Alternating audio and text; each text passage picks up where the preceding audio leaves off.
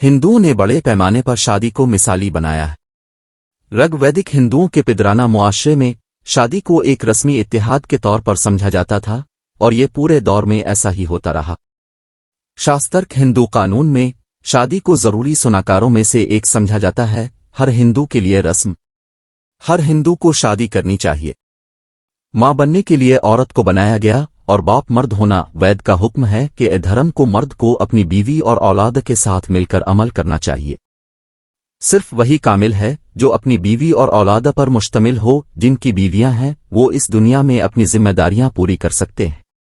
जिनकी बीवियां हैं उनकी सही मानों में खानदानी जिंदगी है। जिनकी बीवियां हैं वो खुश रह सकते हैं। जिनकी बीवियां हैं वो पूरी जिंदगी गुजार सकते हैं। एक हिंदू के लिए शादी जरूरी है, न सिर्फ अपने बाप दादा का कर्ज अदा करने के लिए, बेटा पैदा करने के लिए, बल्कि दीगर मजहबी और रूहानी फराइज की अंजामदही के लिए भी। शादी के इदारे को वो लोग भी मुकद्दस समझते हैं जो उसे सिविल मुआहिदा के तौर पर देखते हैं।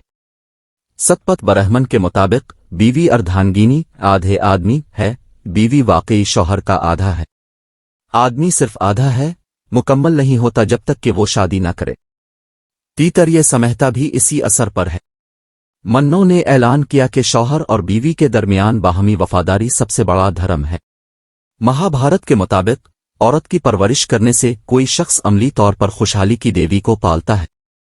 हिंदू कानून के तहत बीवी न सिर्फ गिरा पत्नी है बल्कि धर्म पत्नी और अशुद्रमनी भी है। बीवी अपने शौहर की बेहतरीन दोस्त होती है। वो धर्म, अर्थ, काम और मोकिश का माखज है। शौहर को भर्ती के नाम से जाना जाता है। उसे अपनी बीवी का साथ देना है। इसे पति के नाम से भी जाना जाता है क्योंकि वो उसकी हिमायत करने वाला है। हिंदू कानून के तहत शादी के मुकद्दस पहलू की 3 खुसूसियात हैं। एक ये कि ये एक रस्मी इत्तेहाद है, जिसका मतलब है कि शादी किसी की जिस्मानी ज़रूरियात को पूरा करने के लिए नहीं, लेकिन बुनियादी तौर पर मजहबी और रूहानी फराइज की अंजामदही के लिए है। 2 ये एक मुकद्दस इत्तेहाद का मतलब है कि एक बार दाखिल होने वाली शादी किसी भी बुनियाद पर तहलील नहीं हो सकती है। और 3 से एक मुकद्दस इत्तेहाद का मतलब ये भी है कि ये रूह, जिस्म और दिमाग का इत्तेहाद है। ये न सिर्फ इस जिंदगी के लिए बल्कि आने वाली तमाम जिंदगियों के लिए एक इत्तेहाद है। इत्तेहाद न सिर्फ इस दुनिया के लिए है बल्कि दूसरी दुनिया के लिए भी है। एक समाजी इदारे के तौर पर शादी एक अहम समाजी इदारा रहा है। ये खानदान की बुनियाद है। शादी के अफ़ाल में जिनसी रवैये का ज़ाब्ता, तौलीद, परवरिश, बच्चों की हिफाजत, समाजी कारी, खपत और नस्ल को आगे बढ़ाना शामिल है। एक हिंदू शादी को 2 खानदानों के दरमियान रिश्ता कायम करने का जरिया समझा जाता है। 2 जिन्सों के दरमियान आज़ादाना मिलाप एक ममनू है। इस तरह ज्यादातर शादियां वालिदैन या रिश्तेदारों की तरफ से की जाती हैं, यहां तक कि पढ़े लिखे तबके में भी। बच्चों से तवक्को की जाती है कि वो अपने वालिदैन के फैसले को गैर मशरूत तौर पर शादी के हवाले से कबूल करेंगे। गैर इज़्दिवाजी ताल्लुकात, अलहदगी और दोबारा शादी को हकीर समझा जाता है। हिंदुस्तान में ज्यादातर लोगों के लिए शादी जिंदगी में एक बार होने वाला वाकया है, जिसको बहुत ज्यादा समाजी मंजूरी के साथ तकद्दुस और अजमत बख्शी जाती है। शादी एक समाजी जरूरत है। हिंदुस्तान में बच्चों की शादी वालिदैन की बुनियादी जिम्मेदारी है। बेटियों की शादी 20वें साल की उम्र में कर दी जाए और बेटे जैसे ही कमाने लगे उनकी शादी कर दी जाए। शादीशुदा जोड़ों को मुआशरे में इज्जत की निगाह से देखा जाता है। शादी की गैर संजीदगी एक समाजी बदनामी है। समाजी अक़दार, रस्म व रिवाज, रवायात हता के कानून साजी ने भी शादी के इस्तेहकाम को यकीनी बनाने की कोशिश की है। हिंदू मजहब में शादी का मकसद खुद गर्जी नहीं बल्कि पूरे खानदान के लिए खुद पर पाबंदी और मोहब्बत को फरोग देना है, जो खानदान को मुत्तहिद रखता है और उसके टूटने को रोकता है। जिनसी किरदार और इज़्दिवाजी एडजस्टमेंट। हिंदुस्तान बड़ी हद तक पिदराना मुआशरा है। रिवायती डेड आला मर्दांगी के साथ शौहर और आला निस्वानियत के साथ बीवी है। 3 ये एक अहम मुशाहिदा ये है कि नस्ल दर नस्ल जबकि औरतें कम निस्वानियत का मुजाहरा करती हैं, मर्दांगी मुस्तहकम रहती है। भारत 5 ने हिंदुस्तानियों के दरमियान जिनसी किरदारों से मुताल्लिक शाये-शुदा मुतालियात का जायजा लिया और दर्ज झैल के तौर पर रिपोर्ट किया। सकाफती तौर पर मर्दाना दकियानूसी तसव्वुर मुस्तहकम रहता है। ख्वातीन में तब्दीली, خاندان پر مبنی خصلتیں جنہیں مغربی ثقافت میں نسائی کے طور پر دیکھا جاتا ہے، ہندوستان میں صنفی غیر جانبدار اور قدر کی نگاہ سے دیکھا جاتا ہے۔ ہندوستانی خواتین میں روایتی اور جدید دونوں خصلتوں کی قدر کی جاتی ہے، اور جنسی اختلافات بنیادی طور پر مردوں کے لیے زیادہ خود مختاری کے خطوط پر ہیں۔ اسیک اور شاہ 3 کی ایک حالیہ تحقیق میں اینڈراجنی اور ازدواجی ایڈجسٹمنٹ کے درمیان ایک مثبت تعلق اور جوڑوں کے لیے صنفی غیر جانبدار ڈائٹس کی طرف بڑھنے کے رجحان کی اطلاع دی گئی ہے۔ جہیز اور ہندو شادی۔ ہندو شادیوں میں جہیز کا رواج قدیم زمانے سے ہے۔ دھرم شاستر کے مطابق کنیادان کا شاندار عمل اس وقت تک مکمل نہیں ہوتا جب تک دولہے کو وارد کشینہ نہیں دیا جاتا۔ ایک دولہا جسے اس نے خود مدعو کیا ہے اور جو ویدوں میں سیکھا ہوا ہے اور اچھے اخلاق والا ہے، بیٹی کو اس کے والدین، رشتہ داروں اور دوستوں کی طرف سے شادی کے موقع پر دیا جانے والا تحفہ اس کا 70 دھان بنا۔ وارد کشینہ اور 70 دھان دونوں کو پیار سے دیا گیا تھا۔ یہ دونوں پہلو آپس میں الجھ گئے اور وقتہ فوقتہ جہیز کا خوفناک نام اختیار کر لیا۔ جہیز کے حصول کے لیے جبر اور کبھی کبھار زبردستی کا سہارا لینا پڑتا تھا۔ بالآخر زیادہ تر شادیاں سودا بن گئیں۔ سالوں کے دوران جہیز ایک وسیع سماجی برائی میں تبدیل ہو گیا ہے۔ حیرت کی بات یہ ہے کہ یہ دوسری کمیونٹیز تک پھیل گئی ہے جو روایتی طور پر جہیز نہ لینے والی کمیونٹیز تھیں۔ جہیز کا مطالبہ ظلم، گھریلو تشدد اور قتل خودکشی کے نتیجے میں موت کی صورت میں نکلا ہے۔ عورتوں کی شادی۔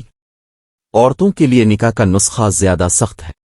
عورتوں کو شادی کرنی چاہیے، دوسرے کی امانت ہے، وہ کسی اور شخص کی ملکیت ہے۔ جوان لڑکی گھر نہیں بیٹھا سکتے ہیں، ایک نوجوان غیر شادی شدہ لڑکی کو گھر میں نہیں رکھ سکتا۔ شادی کے بعد شوہر کا گھر ہی اس کا گھر ہے۔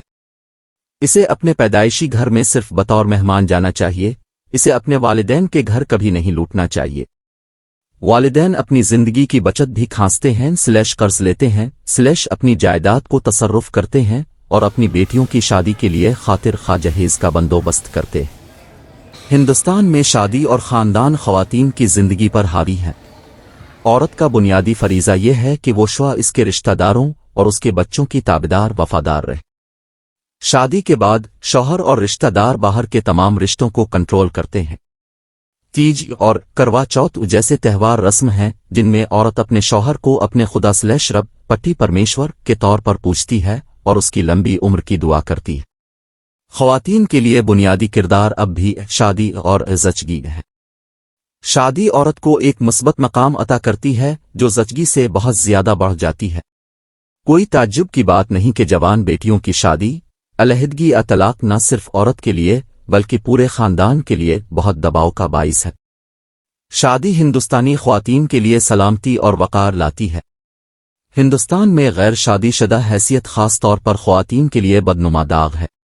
ماہر عمرانیات سوسن وڈلی نے تاریخ میں جڑی لوک داستانوں، افسانوں اور افسانوں میں خواتین کی شناخت کا جائزہ لینے کے بعد مشاہدہ کیا کہ ہندوستانی عورت کو مسلسل متضاد کرداروں کو اپنانے پر مجبور کیا جاتا ہے۔ بیٹیوں، ماؤں، بیویوں اور بہو کے طور پر پرورش کرنے والے کردار، قوانین، اور ایک کمزور اور لاچار عورت کا دقیانوسی کردار۔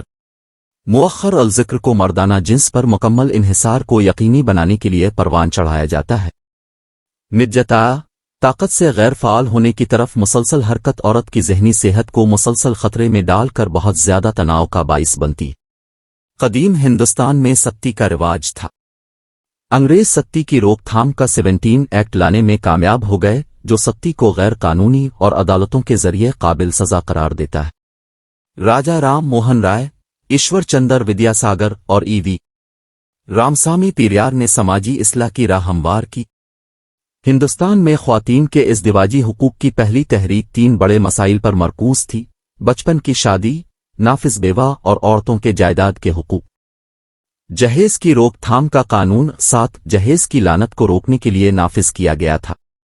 اس کا اطلاق تمام لوگوں پر ہوتا ہے: ہندو، مسلمان، عیسائی، پارسی اور یہودی۔ قانون اس برائی کو روکنے میں ناکام پایا گیا۔ جہیز موت 304(8) کو بعد میں نافذ کیا گیا۔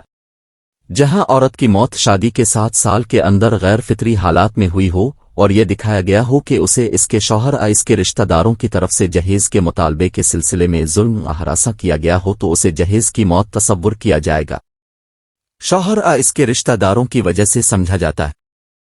شادی کسی فرد کی زندگی کا سب سے بڑا واقعہ ہے اور اپنے ساتھ بہت سی ذمہ داریاں بھی لاتی ہے۔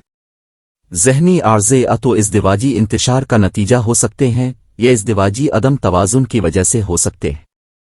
شکار افراد میں شادی ذہنی صحت کے مسائل کا سبب بن سکتی ہے۔ طلاق کے خواہش مند جوڑوں میں زیادہ اعصابی خصلتوں کے ساتھ اچھی طرح سے ایڈجسٹ شدہ جوڑوں کے مقابلے میں زیادہ نفسیاتی مریض ہوتے ہیں۔ اس کے علاوہ مطالعہ مسلسل بیوہ علیحدگی طلاق شدہ مردوں اور عورتوں کے درمیان زیادہ پریشانی کو ظاہر کرتا ہے۔ شادی شدہ مردوں کے مقابلے میں شادی شدہ عورتوں میں زیادہ پریشانی اور سنگل مردوں کے مقابلے میں اکیلی عورتوں میں زیادہ پریشانی پائی جاتی ہے۔ شدید ذہنی پریشانی پر ایک اور ڈیسٹی مطالعہ 9 میں یہ بھی پایا گیا کہ گھریلو اور شہری دونوں نمونوں میں گھریلو خواتین میں سب سے زیادہ عام پریشانی پائی گئی۔ کبھی شادی شدہ کو ان لوگوں سے زیادہ تکلیف ہوئی جو کبھی شادی شدہ نہیں تھے۔ شادی کسی فرد کی زندگی کا سب سے بڑا واقعہ ہے اور اپنے ساتھ بہت سی ذمہ داریاں بھی لاتی ہے۔ ذہنی عارضے تو ازدواجی انتشار کا نتیجہ ہو سکتے ہیں، یہ ازدواجی عدم توازن کی وجہ سے ہو سکتے ہیں۔ شکار افراد میں شادی ذہنی صحت کے مسائل کا سبب بن سکتی ہے۔ طلاق کے خواہش مند جوڑوں میں زیادہ اعصابی خصلتوں کے ساتھ اچھی طرح سے ایڈجسٹ شدہ جوڑوں کے مقابلے میں زیادہ نفسیاتی مریض ہوتے ہیں۔ اس کے علاوہ مطالعہ مسلسل بیوہ علیحدگی طلاق شدہ مردوں اور عورتوں کے درمیان زیادہ پریشانی کو ظاہر کرتا ہے۔ شادی شدہ مردوں کے مقابلے میں شادی شدہ عورتوں میں زیادہ پریشانی اور سنگل مردوں کے مقابلے میں اکیلی عورتوں میں زیادہ پریشانی پائی جاتی ہے۔ شدید ذہنی پریشانی پر ایک اور ڈیسٹی مطالعہ 9 میں یہ بھی پایا گیا کہ گھریلو اور شہری دونوں نمونوں میں گھریلو خواتین میں سب سے زیادہ عام پریشانی پائی گئی۔ کبھی شادی شدہ کو ان لوگوں سے زیادہ تکلیف ہوئی جو کبھی شادی شدہ نہیں تھے۔ بے چینی کی شکایات۔ بترا اور گوتم 12 نے طلاق کے خواہاں جوڑوں میں اعصابی عوارض کا زیادہ پھیلاؤ پایا۔ جن اعصابی مسائل کا سامنا کرنا پڑا وہ تو سابقہ تھے یا ازدواجی ناہمواری کے نتائج۔ جنون مجبور عارضے کے ساتھ 107 مضامین کے ممکنہ مطالعے میں شادی شدہ ہونے سے جزوی معافی کے امکان میں نمایاں اضافہ ہوا۔